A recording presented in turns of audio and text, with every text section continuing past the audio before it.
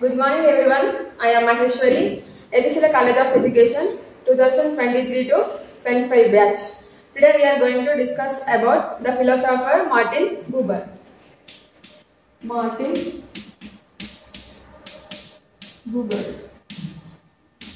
Martin Buber 8 February 1878 లో జన్మించాడు. ఈయన ఒక ఆస్ట్రియన్ ఆర్థోడాక్స్ ఫ్యామిలీలో పుట్టాడు. మార్టిన్ బూబర్ తన యొక్క ఫిలాసాఫికల్ డైలాగ్ వల్ల ప్రసిద్ధి చెందాడు. అదేంటిదంటే అస్తిత్వవాదం నేను మరియు నువ్వు మధ్య సంబంధం, అలాగే నేను ఇది మధ్య వ్యత్యాసం గురించి చెప్పడం వలన ఈయన ప్రసిద్ధి చెందాడు. మార్టిన్ బూబర్ ఇంటిలో యెద్దిష్ అండ్ జర్మనీ లాంగ్వేజ్ మాట్లాడేవారు. అలాగే ఈయన 16వ శతాబ్దానికి చెందిన రబ్బీ మెయిన్ కార్డెలెన్ భోజని యొక్క ప్రత్యక్ష వారసుడు. ఆయన యొక్క ఎవరి వారసుడు ఈయన?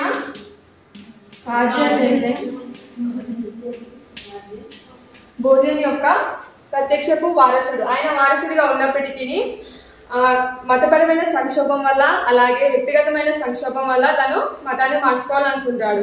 మార్టిన్ బూబర్ ఏ మతంలోకి మారతాడంటే జూడిజంలోకి మారతాడు.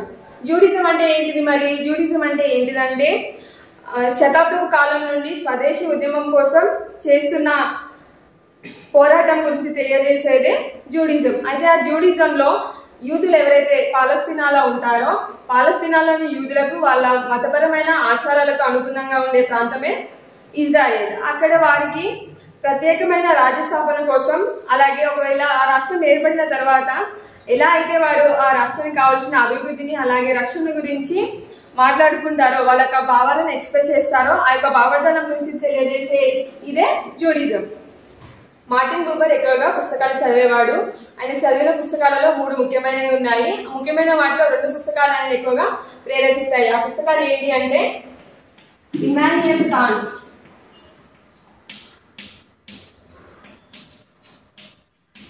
అలాగే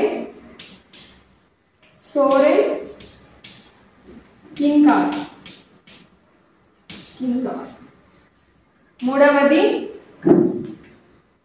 ఫ్రెడ్రిక్ నిట్షే.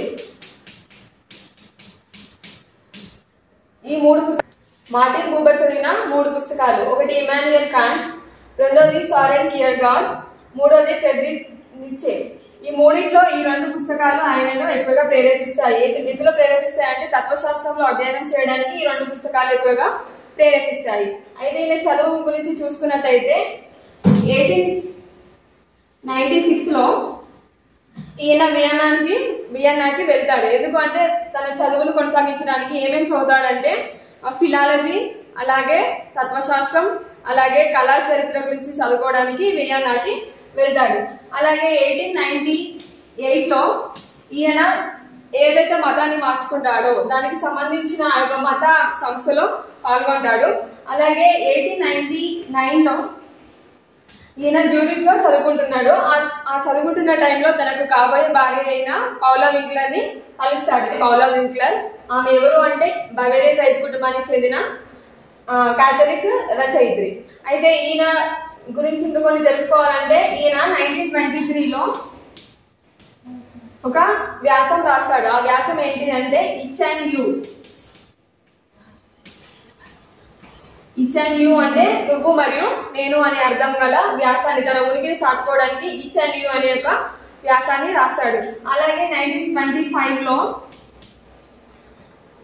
హెబ్రీ బైబుల్ని జర్మన్ లోకి అనువదిస్తాడు. హెబ్రీ బైబుల్ జర్మన్ లాంగ్వేజ్ ని ప్రతిబింబించే విధంగా ఉంటుంది. తన జర్మన్ లాంగ్వేజ్ యొక్క మూలాలు ప్రతిబింబించే విధంగా ఉన్నందువల్ల హెబ్రీ బైబుల్ ని జర్మన్ లోకి అనువదిస్తాడు. తర్వాత ఈయన ఇంటిలో ఎక్కువగా యెద్దిష్ అండ్ జర్మన్ లాంగ్వేజ్ మాత్రం మాట్లాడేవాడు. ఈయన